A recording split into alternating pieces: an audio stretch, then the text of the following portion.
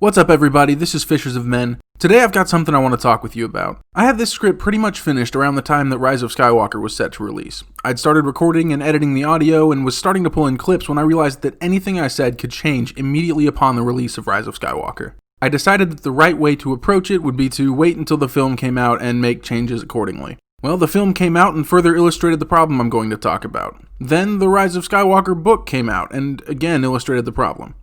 Then they announced the High Republic series, and I realized I just needed to finish this video.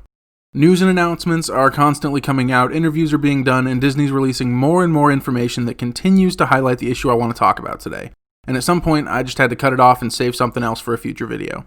Star Wars has a few problems at the moment due to the way Disney's been handling the franchise. The fan base is split, their world building is almost non-existent within the films, and the Disney trilogy is disjointed, to say the least. The release of Rise of Skywalker has further shown that they had no plan when starting out, no grand picture that they were placing down pieces to create. One of the problems that Disney has is what I've come to call the outside information problem. What I mean by this is, the way Disney's handling Star Wars now leaves a lot of story gaps that require outside information to fill. I thought about calling this the Snoke problem, the Darth Maul problem, or even the EU problem, and after the Rise of Skywalker came out, I even considered the Palpatine problem. But I think outside information is going to have to cover all of it. When Disney bought Star Wars, they got rid of the EU.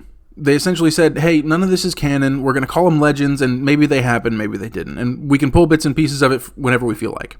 That was their choice to make, but a lot of Star Wars fans weren't too happy at the idea that all these adventures we'd read and played would suddenly be overwritten by whatever Disney wanted. Nothing would remain canon until confirmed by future Disney Star Wars offerings. And even if a specific fan-favorite character was made canon, like Revan, for example, that doesn't mean that their entire backstory would be made canon as well. So a character's story could be completely different than the one that fans fell in love with originally. Disney decided to make the movies and TV shows canon and dumped the rest. Obviously, they own the property and they can absolutely do that. But what's important to remember about the EU is exactly what EU stood for: expanded universe. The books, comics, video games, all that, they expanded on the Star Wars universe. They told stories beyond what we saw in the films. They added to the stories of Han, Luke, and Leia primarily after the end of the trilogy. It followed their adventures with their children, the rise of the New Republic, the Yuuzhan Vong War, Jacen Solo's turn to the dark side, the events of the fate of the Jedi, and even Luke's great-grandchild, Cade Skywalker. They told stories that took place thousands of years before the original trilogies in the Old Republic that fleshed out the Jedi lore and legend, like Knights of the Old Republic and the Darth Bane trilogy. They filled in events between episodes that were interesting but weren't important to the overall story.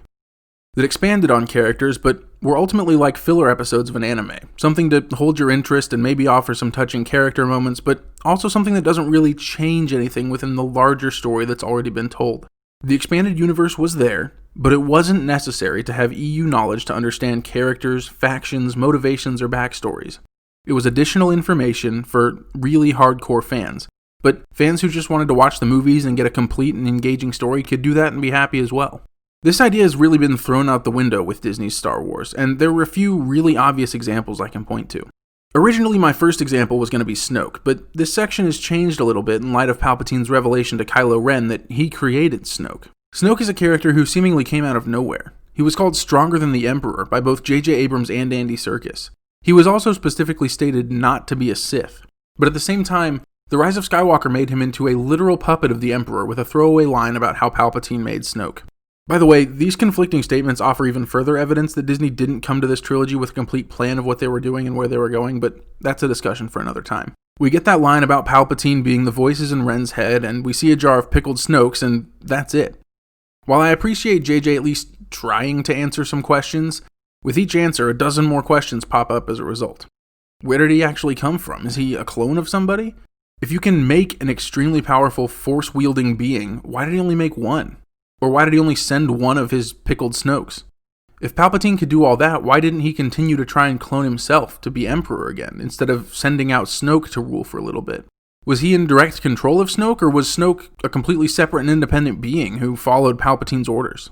This is when people jump in with the argument, we didn't know everything about Palpatine during the OT and nobody had a problem with him then. You just want to hate Snoke because you want to hate the trilogy. You just hate Disney, otherwise you'd complain about the Emperor. I don't get it when people make this argument. It doesn't make sense. And here's why. In works of fantasy, whether it's a book, a movie, or a video game, you're usually dumped into a world and you learn about it as you go. It's no different with Star Wars when you first start the original trilogy. At that point, you don't know who anybody is, why the factions are the way they are, where they started, where they came from, how they gained their power, none of that. This is because these stories are taking place in a world that's existed before these events are happening. You're just a visitor, seeing what happened at a specific point in time. No, we didn't learn more about the Emperor during the original trilogy, but we didn't have to. Not knowing his specific story does not leave holes in the overall story being told in the OT. Then the prequels came out, and we learned about Obi-Wan and Vader and the Emperor and got the backstory.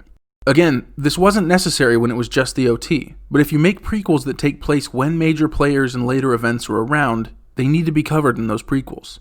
Star Wars did this before Disney took over. Now we come to why this is an issue with Snoke. If the Disney trilogy was its own brand new story, Snoke's creation, power, resources, and rule would not need a backstory or explanation. Set 1,000 years after Return of the Jedi or 1,000 years before, and Snoke could have been some creepy old deformed dude on a throne, no big deal. But this is 30 years after Return of the Jedi.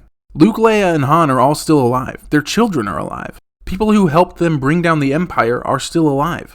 For perspective, the gap between Episode 3 and 4 is about 19 years. That's only 11 years less. And in the grand scheme of things, that's barely anything. And somehow, the Emperor has created this powerful Force wielder and placed him on the throne of the First Order, with its massive fleet and army. Snoke / the Emperor was also able to corrupt Luke Skywalker's nephew right under his nose. And somehow none of the Disney trilogy defenders see this as a problem. The Disney trilogy is not its own thing. It comes as a so-called culmination of a much larger story that's been told over the course of decades. As such, its prequels are the OT. A few more lines of good dialogue are all it takes to fill in the gaps and provide some exposition.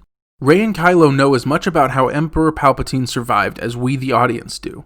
So it wouldn't be unreasonable for the question to be asked and for it to be explained. Instead, they chose to throw it into the novelization. To be honest, after seeing Snoke killed in The Last Jedi, I figured we'd be getting more backstory in the form of novels and comics, just like we got for Phasma, and I hated it. I hated it because if I ever wanted any idea of who Snoke was, where he came from, how he got so powerful, how the Emperor created him, I'd have to read it in some book or comic or catch up on Wikipedia. Now with Palpatine claiming he made Snoke, we still have no real answers, and we're just left with more questions to be answered by books and comics. This is the outside information issue. For the character of Snoke to make sense within the world, outside information is now required. Outside information that only the most hardcore fans will ever read. And everyone else is left with a dissatisfying story told within the films. Palpatine being alive is another great example of the outside information problem. He fell down a reactor shaft inside the Death Star that blew up a few minutes later. So Palpatine somehow survived, but instead of explaining anything within the films, you have to read the outside information to find out how. He pulled a vitiate and transferred his consciousness to a clone in a faraway facility that he'd already set up on Exegol that had a bunch of clone juice vats to keep him alive. This planet, Exegol, that was extremely hard to get to, and apparently has no greenery or wildlife that he somehow managed to live on with his thousands of Sith cultists who have come out of nowhere. What did they all eat? Did they have a farm somewhere? Or did they have to leave and come back over and over to bring food to their families? Oh yeah, they had families. Not only did the Emperor have a child and a grandchild, actually, according to the books, it was a failed clone who had a child, the Sith cultists on Exegol had families. These cultists and their families built the Final Order fleet underground for some unexplained reason, and operated them. Do you know how many people man one of these Star Destroyers? 29,585. And there are over 1,000 Star Destroyers in this fleet. That's 29.5 million people manning these Star Destroyers. Where did they all come from? Also, do you notice how I've been pulling Wikipedia articles for all of these facts? That's because none of this is covered in the film. All these plot problems, addressed by a few sentences in a book that were somehow too difficult to fit into the film. Let's not forget Rey's download of how to use the Force when Kylo tried to pry information from her mind on The Force Awakens, something that's obviously never mentioned in any of the films that was added to the novelization to hopefully address stupid plot holes that competent writing could have fixed. It's almost like they wait so long after the films come out to release the novelization so they can try and figure out what people notice and try to address it. The novels for the prequels came out before the films. I read the Revenge of the Sith novelization before I ever saw the movie. I looked it up. The book came out on April 2nd, 2005. The film came out on May 19th. The book came out over a month before the film. The same was true with all the prequel books. The novelizations were used to enhance the film, not fill plot holes. With Disney's trilogy, the books have literally come out months after the films and are used to fill in plot holes left by subpar writing. I mean, seriously, the novelization of Rise of Skywalker is called the Extended Edition. The film came out 12/20, and the book came out March 17th. That's 3 months. Honestly, it seems like they wrote most of it, waited for the movie to be released, and then listened to feedback and tried to fill in plot holes. And I'm not saying that the books contain good explanations of why things are the way they are, or that they'd have been solid ideas if they'd simply been explained in the films. But this is the outside information problem. Holes in the story that need to be explained in the film are left to be explained in novels and comics, if ever. I appreciate them trying to answer questions. I do. But we should not need outside information to get a full, complete story in the film that actually makes sense and doesn't have these massive plot holes. What about the fact that Maz Kanata somehow has Luke Skywalker's lightsaber that he dropped down the Cloud City shaft after getting his hand cut off? Rey getting that lightsaber passed to her is a major detail in the story. A lightsaber is the only thing that allows her to fight against Kylo multiple times. We've seen what lightsabers do to people who don't have them, even in the Disney trilogy. Just look at Kylo Ren versus the Knights of Ren in Rise of Skywalker. The mystery of Luke's lightsaber is currently being explored in Star Wars comics. Apparently, a Force ghost catches it, but doesn't, because it's found in the junk on Cloud City 2 issues later. And we still don't know how Maz gets it yet. The fact remains, we shouldn't need to do research or read comics to find out. Just state it in the story, even in a passing line, like, I bought it from a junk trader who found it floating through space and didn't quite know what he had. But no. You want to know how she got this major piece of Star Wars history that she was then able to pass on to Palpatine's granddaughter? Read the outside information and fill the story holes. Buy our comics. Another mystery being addressed in the comics, who were the Knights of Ren? Are they Force users? Or maybe some former students of Luke's? It sure didn't seem like it when they were fighting Kylo Ren at the end of Rise of Skywalker. And what exactly is Ren? Snoke specifically calls Ben Kylo Ren, Master of the Knights of Ren. Well, it turns out, this is Ren. Well, not exactly. This guy says that this is actually Ren. That's right, Ren's a lightsaber. It's literally a cult of lightsaber worshippers. Ben's name is Kylo Lightsaber, Master of the Knights of Lightsaber. What? Why the hell would they call a lightsaber a Ren? Can someone please let me know in the comments if I'm missing something here? What could possibly have warranted that name? Are we gonna ever find out? Maybe in some more outside information. Where did Snoke come from? Comics. How did he / the Emperor poison Ben's mind? Comics. Who's Phasma? Book. How does the First Order reign at the beginning of The Last Jedi if they just had a planet of their own people blown up? Books. Another less glaring example of the outside information problem comes from Solo: A Star Wars Story, and I expect this take to get a little more heat from people who might agree with me on almost everything else. At the end of the film, you see Darth Maul show up as a hologram, and he ignites his lightsaber. For anyone who's been following Star Wars closely, even when Lucas still had control, the fact that Darth Maul is still around wouldn't be a surprise. However, you would only know this, again, if you had information from outside the films. Most commonly, you would either have watched The Clone Wars or Rebels, and I've got news for you. Most adults, even if they like Star Wars, ain't gonna watch Clone Wars and Rebels. I'm a huge Star Wars fan, and I still haven't finished watching all of Rebels at this point, and there is no chance I'm even touching Resistance. After Solo came out, I had multiple people come to me and ask me why Darth Maul was there. They'd ask me how he was alive and why he didn't die in Episode 1. And that's not really an easy thing to explain without just saying, it's all in the Clone Wars and Rebels, so you'll have to watch that to really understand. I've got no problem with Rebels and Clone Wars being canon. But to pull things out of them that wouldn't be known to most people watching Star Wars and insert them straight into a mainline movie, especially when there's so much story that would be missed in between, is an outside information issue.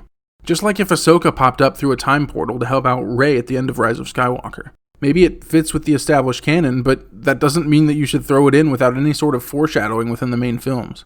The Clone Wars was great at exploring relationships and character growth between old and new characters, just like the EU books were. But they were always meant to provide that stuff in addition to the complete story that was already told within the films themselves. A Clone Wars show wasn't necessary to understand what was happening when Episode 3 came around, and a show like Rebels isn't necessary to understand what's happening at the beginning of Episode 4. Likewise, you shouldn't need the Clone Wars or Rebels to understand the twist at the end of Solo. Disney doesn't seem to understand that they have this giant universe of information that they can pull from now, but they need to be careful with how they do it. Yes, some hardcore fans will get all the references, the jokes, the twists, and will scarf down all the extra information that's put out so they can understand every character's backstory and where they came from. They'll even read that garbage Canto Bight book that was put out after TLJ. However, most people that go to see Star Wars now are not the hardcore fans. And thanks to the disaster that the sequel trilogy was, many of the hardcore fans don't even consider themselves true fans anymore, especially of Disney's contributions to the canon. Casual fans and even non-fans that will go to see the film simply because of the brand recognition Star Wars has will not take the time or spend the money to read or watch outside material. whether it's comics, books, or shows. Despite this, Disney keeps using outside materials to supplement their poor storytelling within the films, which only encourages further lazy storytelling, as anything can be retconned or explained with a later entry into Disney's new required reading. Like I said before, Disney has an outside information problem, and it doesn't seem to be going anywhere. If they want to be smart and right the Star Wars ship before it tilts any further, they need to take a look at the way it was done under George Lucas. The EU added outside information that expanded the universe. Information that enhanced enjoyment of the films and its characters and provided fun new adventures. The films were the main story arc, and the EU was filler arcs. Fun, enjoyable, but not necessary to understand the trilogies. Disney is taking the EU formula, releasing all sorts of books and comics, and turning it into something unrecognizable. Instead of fun filler arcs and side quests that aren't important to understanding the overall trilogy, they're making the outside information required reading and viewing to get a full story that makes at least a little more sense. Old Lucasfilm's way worked.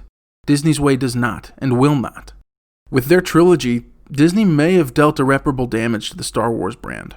But if they want to course correct and continue to make money on their $4 billion investment, Disney needs to figure out that relying on outside information is not a substitute for good storytelling. If they can figure this out and start telling good stories in their films without having to rely on outside information to explain holes, they can start publishing more new stories, unconnected with what already exists, and maybe get more interest in that as well. That's part of the reason I'm at least a little bit hopeful for the High Republic series. I think it has potential. But if they just try to use these books to explain more holes in their movies, then nothing has changed, and the issue will continue to eat away at Star Wars. I guess we'll have to wait and see. But as a Star Wars fan, I really hope they'll figure it out. Thanks for watching my video. Go ahead and leave a comment and let me know what you think. Like and subscribe if you want more content like this. Thank you again for watching. I am Fishers of Men, and I will talk to you later.